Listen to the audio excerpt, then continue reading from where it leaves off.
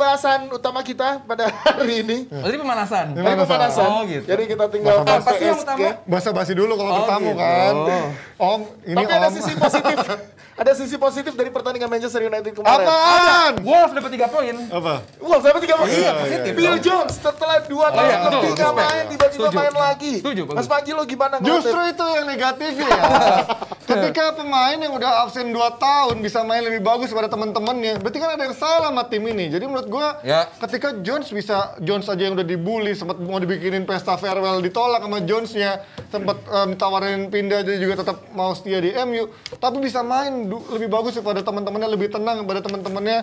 Ini menurut gua ada yang salah sama mentalitas MU, dan ini menurut gua gua kesel banget sama orang-orang yang bilang ya percuma ganti pelatihnya. Ini kan masih kemakan tradisinya Ole, Iya. masih kemakan pengaruhnya Ole. Come on, sebelum Ole ada, kapan MU main bagus? Tunjuk. Kapan MU main bagus? Jadi lo mengakui kalau sebelum Ole pun ada, MU memang dari era Van Ferguson. Gaal, kemudian Mourinho, kapan MU main bagus? Ferguson pun main bagus tapi nggak punya skema yang pakem. Mainnya benar-benar ya karena faktor. Ini main bagus bukan menang bagus ya. Nah, main bagus. Iya, main bagus. Jadi main bagus itu kan parameternya ya lo main yang menghibur, terus juga ada gol juga, Atraktif. peluangnya juga banyak. Kapan lo lihat di era Mourinho ada peluang banyak? Sama aja kayak lihat eranya Conte kan, bedanya Conte mungkin lebih disiplin, Mourinho lebih membosankan. Kemudian eranya Van Gaal, muter, ball position tinggi, tapi di belakang doang, kagak maju. Iya, Ole bukan Conte, Ole. Nah Mungkin justru bagi Van Gaal itu bagus kali. Nah makanya justru kenapa kemarin begitu gua sebenarnya di awal nggak begitu suka sama Ole ditunjuk itu, belakangan gua mulai membela Ole karena dia newbie, pelatih bawa kencur, Ya. tapi bisa ngebawa MU dari peringkat ketiga, kemudian ke peringkat 2, dari semifinal, Europa League, kemudian ke final.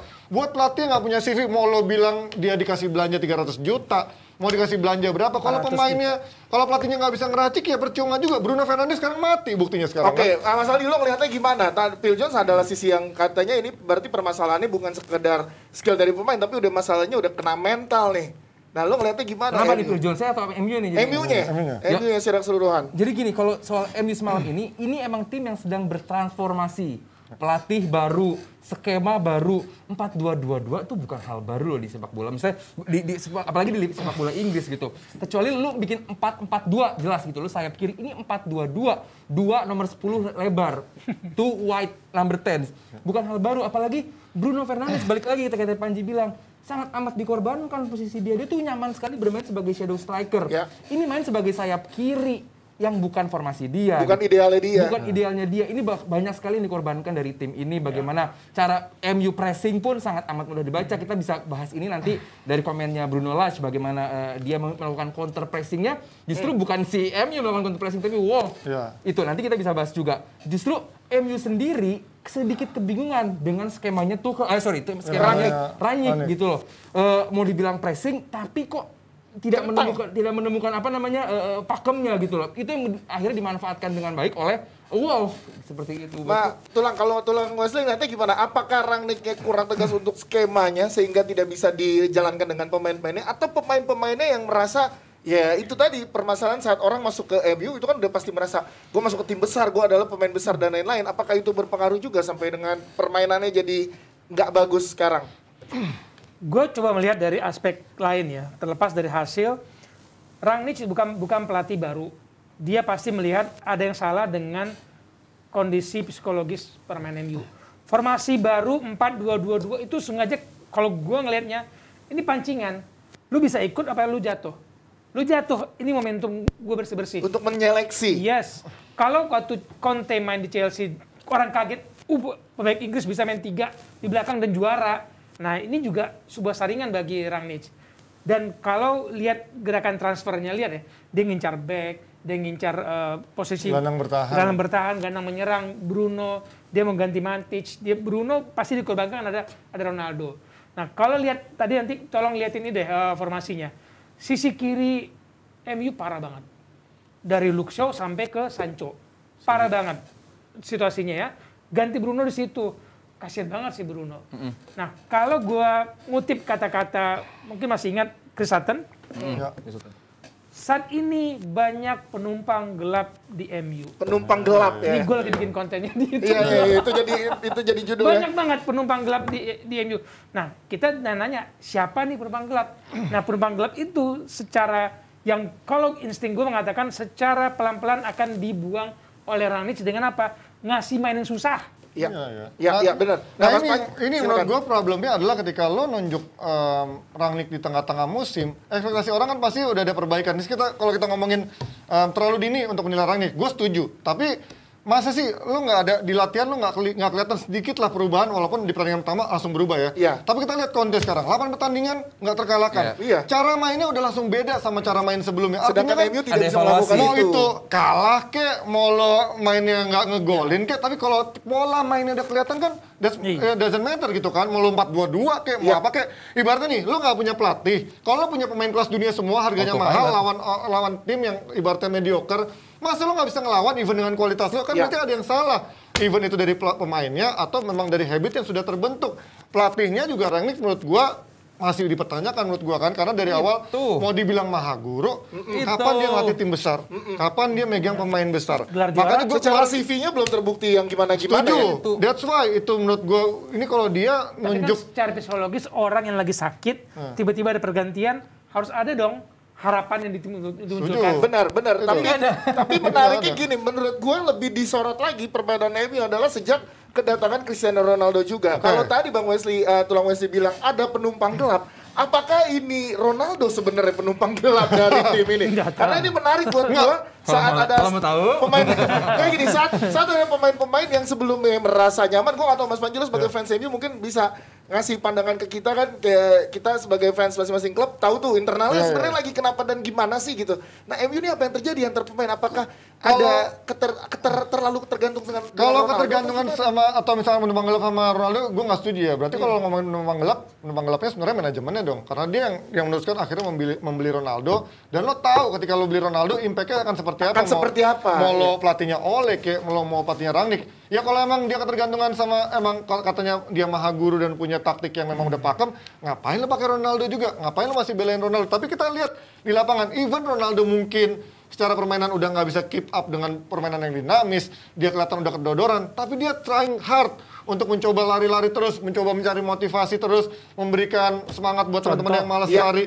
Itu menurut gua itu udah cukup buat orang menunjukkan dia mau kerja keras dibandingin misalkan Rashford kehilangan bola cuman lihat bawah jalan kaki, sama pemain-pemain Luke Shaw cuman buang-buang ludah jalan kaki. Ini yang menurut gua determinasi ini yang nggak ada di antara pemain-pemain MU, dan ini yang gua lihat dari sejak eranya Van Gaal. Kita tahu pemain-pemain Angel Di Maria mati main di MU, ketika dia pindah ke PSG bersinar lagi. Sebelum di MU dia begitu bersinar sama Real Madrid, sama kayak Alexis Sanchez. Begitu bersinar sama Arsenal, pindah ke MU main piano langsung kelar. Sama lo ngeliat Sanchez main mirip banget sama mainnya Sancho. Mutar-mutar terus mau nendang kayak bolanya lepas-lepas, kayak mau berusaha lari kencang tapi kayaknya nggak kencang-kencang. Itu menurut gua ada mentalitas dan habit yang menurut gue udah berantakan. Mas Aldi silakan. Nanti pertanyaan lu kan ada apa sama MU saat ini gitu kan? Kita nggak bisa, kita bisa aja ngomong ini itu ya walaupun itu asumsi. Betul. To be fair adalah kita tanya sendiri ke pemainnya gitu. Kita lihat sendiri jawaban dari Luke Shaw saat di interview semalam gitu kan. Dia bilang bahwa saat kita masuk lapangan nih lihat ini sendiri. Kami seperti kesulitan, kita nggak ada togetherness gitu, nggak ada kebersamaan gitu loh. Nah itu sedikit yang bisa bedanya sama zamannya Ole yang bisa membuat mereka tuh pada unite. Namanya United, harusnya United. Ini Manchester yang tidak unite. Tidak united, gitu ya kan. Pria-pria yang bersatu. United. Pemain MU itu begitu Ini masuk. malah mencar. Begitu masuk Old Trafford, muka-muka pemain MU itu harusnya kan yang garang gitu. Lihat semalam, yang garang cuma Phil Jones doang. Semua pada tertunduk lesu. Karena Phil Jones 2 tahun gol gitu kan. Cuman ada apa pemain MU masuk lapangan dengan muka apa namanya, kita kan melihat apa namanya aura pada mukanya sendiri itu pada tertunduk lesu, ada apa gitu. Dan buat gue nomor 2 adalah to be fair lagi, ini bukan pemain-pemainnya Rangnick. ini pemain pelatih sebelumnya gitu loh. Sekarang ada pemain-pemain yang bukan pemainnya Rangnick, tapi Rangnick memberlakukan skema yang mungkin tidak cocok dengan pemain ini. Pemain-pemain ini dituntut untuk melakukan pressing, selalu counter pressing. Tapi apakah semua pemain ini bersedia untuk turut dalam pressing tersebut? Karena pressing itu nggak gampang. Yes. Dan sangat amat demanding untuk physically gitu. Berarti gini, Tulang Wesley, gue pengen ke Tulang Wesley. Berarti kalau misalkan tadi ada beberapa pemain yang tidak sesuai dengan atau skemanya, saat ini adalah saat yang tepat untuk Rangnick bersih-bersih. Betul. Siapa nama-nama yang tepat untuk dibersih-bersih dari Manchester United? Coba gue pengen dengar dari masing-masing. Semua jawab dong. Coba Jupretip. Pasti banyak orang yang Siapa? ngomong Pogba. Oke, terus? Pogba membawa attitude yang nggak bagus buat teman-teman lainnya. Terlalu sering ganti-ganti model rambut. Ya. Bukan, itu urusan dia. Cara mainnya. Cara main. Karakter, cara dia membawa diri ke dalam tim dan menyatu Ya. secara totalitas itu nggak kelihatan. Lalu? Ini klub sekelas MU loh gitu, bukan klub yang hanya tampil buat bertahan di Premier League. No, ya. Fred Oke, Pogba, nggak Fred. menunjukkan bahwa dia mampu bersaing dengan, oke lah kita bandingkan kan dengan siapa lagi lah gitu ya. Yang ada di Jorginho, posisinya dia ya. gitu. Kemudian kalau gue lihat wingbacknya, Dua-duanya, kanan kiri. yes. Kalau Luke Shaw nggak bisa tampil seperti Inggris waktu di Euro, dia akan tersingkir oleh pemain baru. Aaron Wan-Bissaka, lu cuma jago tackle. Lu begitu dapat bola, Kemarin tuh, kontribusi apalagi lu. semalam. Apalagi semalam Ronaldo udah capek-capek nyelamatin bola hampir out. Kontribusinya Basic loh itu. apa? Hanya untuk bertahan. Oke, dia paling banyak melakukan tackle di MU. Tapi pemain sepak bola sekarang kan bukan Bukan hanya cuma modern, tackle-tackle. betul. Iya. Oke, jadi 3 nama itu ya, Pogba, Aaron Wan-Bissaka dan juga Luke Shaw. Banyak. Banyak masih. Gue Martial. Martial. Gue Martial. banyak. Terus siapa lagi? Kalau menurut gua Rashford. Rashford menurut gue masih bisa dipertahankan, tapi buat gue belum layak jadi tim utama sekarang Ya. dengan main sekarang. kalau ada shock terapi dari Ya. Rangnick, Ya. mungkin akan ada pemain yang terpilih lagi, pulih lagi, tapi bakal akan ada yang bersih-bersih supaya pelatih baru nggak lagi meneruskan toksik ini. Udah nggak secapek Rangnick sekarang Iya. saat menerima pemain Tapi ya, ya. kalau mau bersih-bersihnya sekarang, nih nanti kan didatangkanlah tuh pemain-pemain yang cocok sama skemanya Rangnick. Betul. Kalau nanti pelatih barunya nggak cocok gimana Betul. tuh? Di awal musim. Iya, Kan iya, Rangnick iya. cuma sampai 6 bulan doang nih. Habis itu jadi konsultan lah. Tapi bisa jadi dia juga yang ikut menentukan pelatih. Ya, itu Ya, makanya kecuali ya. udah jelas begitu kan. Ini kan Dia belum- memilih diri sendiri untuk menjadi pelatih. Itulah Bisa makanya. gitu ya. Apakah bursa transfer musim dingin ini akan dimanfaatkan oleh MU untuk bersih-bersih? Atau sabar Atau menunggu. ya, gue berharap sabar menunggu dengan kondisi seperti ini ya. Gitu. Kalau dari fans Manchester United sendiri, banyakan pengennya gimana Mas Panji? Apa sesegera mungkin bersih-bersih atau emang benar sabar dia nunggu ingin pelatih? kompetisi diberhentiin. Iya, kok bisa diulang deh. Mulai lagi dari awal, di restart. forfeit delik. Ulang lagi ya, kan Covid ya. Iya, mulai lagi dari dulu Gue ya, juga setuju. kayak ngisi bensin. City-nya kejauhan. Ya, tapi Nggak asik kan nggak asik udahan. kalau gue sih, Gak seimbang nih. Iya. kalau gue ngelihatnya Rangnick ini ya mau nggak mau harus dibongkar semua sih di summer nanti, karena ini benar-benar 6 bulan ini cuma buat menjadi ajang dia menentukan siapa yang masih bisa mengikuti gaya mainan dia. Tapi itu dia, lagi-lagi manajemen harus membayar mahal untuk keputusannya mengganti Rangnick. Gak apa-apa untuk fondasi, asal fondasinya ini benar dibangun Rangnick, nggak justru yang tadi dibilang sama Aldi berseberangan sama pelatih barunya nanti. Karena kita tahu, gue yakin 6 bulan ini nggak akan menghasilkan apa-apa buat prestasi ya, buat Rangnick dan juga MU. Apalagi mainnya kayak kemarin, bullshit lah kalau mau bisa bilang mainnya ada sistem minimal 6 bulan, jauh dari harapan. Itu ya, jauh. Gue bilang. Jauh. Ya. Ini Ini gue fair, bilang, ini fair. ini gue bilang fans MU yang sadar diri Yang gitu. fair. Jauh untuk Kalau bikin emang sistem. nggak ada skema, bilang nggak ada Nah, iya, skema iya. gitu. Emang yang nggak sadar diri siapa yang Mas banyak, Aldi? banyak. Mau gue sebut nih?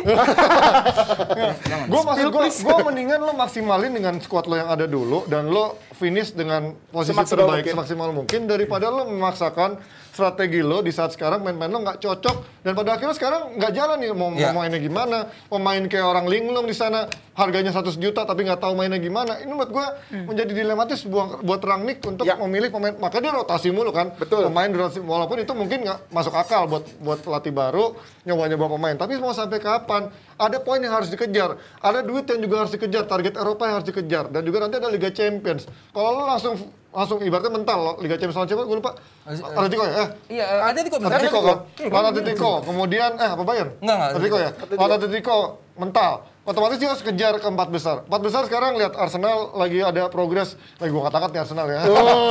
Tapi senang nih ada tapi gue dari awal bilang, gue bilang dari awal Arteta itu even pemain-pemainnya kacrut ya. Gue ngeliat dari awal dia ada sedikit ada perubahan dari cara main yang jelas. berasa. Walaupun kita tahu kualitas pemain dia jauh di bawah MU sekarang jauh kan. banget. Tapi itu kan kalau lo bilang Ferrari dia sama supir angkot, sekarang buktinya Yang Ferrari ngomong siapa? pemain-pemain Coach sama Yasin. Coach Yasin. Dan sekarang domba-dombanya pada ngikutin semua mobil Ferrari dilatih sama supir angkot. tersesat semua. Sekarang mobil Ferrari-nya dilatih sama pelatih yang katanya maha guru. Ya ternyata nggak bisa juga kan. Terus sekarang alasannya biasa dikasih tempe, dikasih steak bingung. Loh, kalau lo emang punya pemain kualitas, lo punya pemain kelas dunia, masa lo ganti pelatih lo langsung bingung? Berarti bukan pemainnya, berarti bukan pelatihnya yang salah dong. Pemainnya yang nggak punya kualitas itu. Itu gunanya supir tahu arah kemana ketok magic. Jadi kalau penyok, gampang. Keluar Ini bersih. berarti kalau ke arah kemana ketok magic nih mobil udah penyok-penyok ya. Oke, tapi Oh iya, lu ngomong ini bukan Watford, ini bukan apa ini Manchester MU. United. Ini Manchester yang belum United. Lo ya. Ya. Yang nggak bisa lu ukur sama dengan Watford, sama Oke. dengan udah sakit parah. Kalau Udah. menurut gua, kenapa? Standar lu bukan 4 besar, men. Yes, harusnya udah targetnya juara. Compete. Betul, tapi ini buat kalian bertiga ada yes or no question. Nggak usah pakai reason. Oke, yes or no question. Ya atau tidak Ronaldo layak menjadi kapten Manchester United? Tulang Wesley, ya atau tidak Ronaldo jadi kapten Manchester United? Enggak. Enggak, Mas Aldi? De Gea dong. Mas Panji? Layak. Layak. Oke, itu dia. Kalau menurut Jebretnya bagaimana? Layak atau enggak Cristiano Ronaldo menjadi Terus nggak nanya kapten? alasannya gitu? Enggak Enggak ada kalau nggak boleh ditanya alasannya. Biar Ganjel, ganjel. Kalau mau tahu alasannya lihat di channel Bung Harpa. Udah ada di luar. Ada di luar. Ada di luar nanti. Kenapa lu promosi itu? Udah bikin gelas soalnya. Nah, udah bikin gelas. Oh, udah gelas. Gua nggak kebagian. Bikinnya di snap itu. Udah. Silakan Jebretim berkomentar bagaimana menurut kalian Ronaldo layak atau enggak sebagai kapten Manchester Jadi ini 4 United. besar aja. 4 besar sih masih realistis. Ya, tapi Walaupun itu lawannya kompetisi sama Arsenal sama Tottenham, tapi masih peluang itu masih Tapi lu ada. setuju kan kalau kompetisi diberhentikannya sekarang? Oh berhenti, setuju. masih ada setengah jalan. Enggak, di reset. Ini kalau di PS sudah kalah 4-0 ulang aja dulu ya. Iyalah. FPL gua hancur banget. Habis.